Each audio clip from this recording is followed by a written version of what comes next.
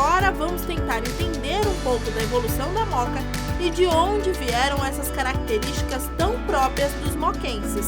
Para isso, a gente vai conversar com a professora Rosana Miranda, que além de urbanista, passou grande parte da sua infância aqui na Moca. Professora, por que a Moca se tornou esse bairro de fábricas na época, consequentemente de operários que vieram em busca de trabalho? Por que isso aconteceu aqui? Olha, na verdade, esses bairros todos que a gente hoje são ao longo da ferrovia, eles surgiram a partir da retificação do rio Tamanduateí, num primeiro momento por uma questão de saneamento dessas áreas alagadas desde o Parque Dom Pedro. Depois eles cresceram em função da indústria, né, do final do século XIX e começo do século XX, e isso foi sendo, vamos dizer assim, a moradia da classe operária. Em que momento esse formato de construção social, urbana da Moca começa a se deteriorar? Olha, na verdade, essa configuração do bairro fisicamente durou bastante tempo. Até recentemente a gente não tinha uma modificação tão acelerada como a gente vê hoje. Mas desde a década de 50, quando a indústria pesada de São Paulo foi para o ABC, nós começamos a perder as indústrias das grandes plantas industriais aqui nesse eixo da ferrovia. Professor, e hoje a gente sempre encontra com moquense, que faz questão de falar que é moquense. Por que o bairro entrou aí no imaginário das pessoas, né? Por que a Moca criou isso? Olha, eu acho que é porque assim, isso faz parte da história dos italianos em São Paulo. Então, no começo do século XX, teve um momento na cidade que se falava italiano. Entendeu? Nos anos 20, quer dizer, era a predominância dessa população que veio imigrante e veio de uma Itália recém-formada como país. E então as famílias que vieram para cá vieram de regiões da Itália, então elas se mantiveram agregadas e isso formou gerações, quer dizer, então a presença do italiano no começo do século XX, final do século XIX, começo do século XX em São Paulo, marcou uma feição da cidade. E os bairros operários, as fábricas, tudo isso tem a mão dos italianos. Então, eu acho que coincidentemente o nome é um nome indígena do bairro, porque Moca quer dizer fazer casa, né, no Tupi-Guarani, e a gente... é uma mistura que houve, uma amálgama dessas populações aqui em São Paulo.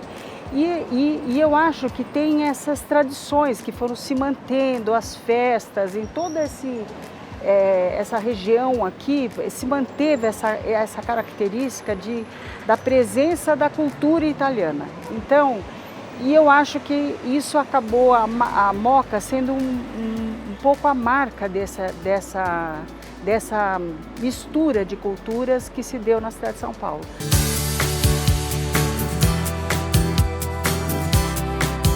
Essa mistura de referências fez com que há 3 anos a Moca ganhasse um restaurante que traz a história dos imigrantes que viveram e vivem por aqui para o seu cardápio.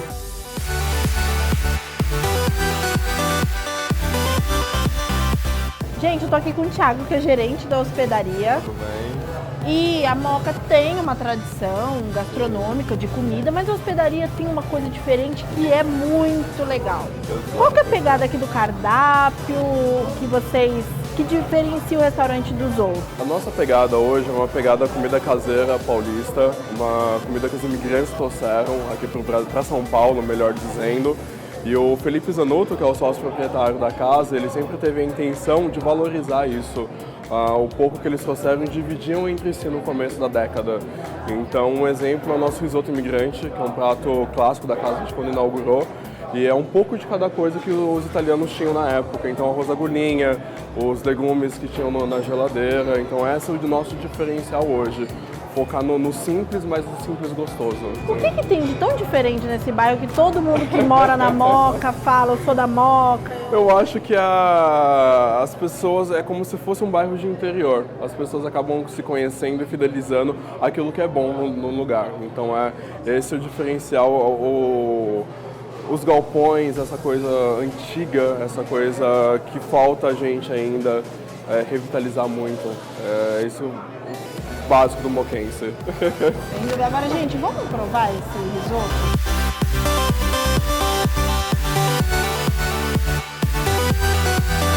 O risoto imigrante ele é composto de arroz agulhinha, legumes da estação. Ele vem ovo cremoso por cima, um ovo mole para dar uma cremosidade no prato, uma costelinha de porco finalizada no nosso forno a lenha e alguns legumes tostados por cima, uma cenoura e uma cebola caramelizada. Depois de experimentar essa delícia, eu vou seguir meu rolê aqui na Moca. Agora eu vou conhecer um amoquense de raiz, que é responsável por uma associação que luta para preservar as tradições do bairro. Dona Zina, eu vim aqui na associação para entender por que é que a gente vê um moquense de longe. Conversando com ele 5 minutos, ele já falou 10 vezes da Moca. Por que o moquense tem isso? O moquense tem isso porque ele recebeu dessa descendência toda que fez essa imigração toda, transmitir para os seus filhos aquele amor pelo lugar onde vive. O moquense é muito mais coração do que razão. E o que é ser moquense? É um orgulho, é gratificante para nós moquenses poder dizer, nós moramos na Moca e na Moca é diferente. E é mesmo, você sai e encontra com um no mercado, com outro na farmácia, com aquele, como está seu filho, como está seu marido, melhorou? Então tudo isso nos deixa radiante, porque a gente sabe que tem com quem contar. Dona Zina, pra gente terminar, eu quero um tchau de moquense. Como é que um moquense dá tchau? Vai lá. Tchau, Belo! Tchau, Belo! A gente vai pro intervalo. Fica por aí que o Sampa no Pé volta já já.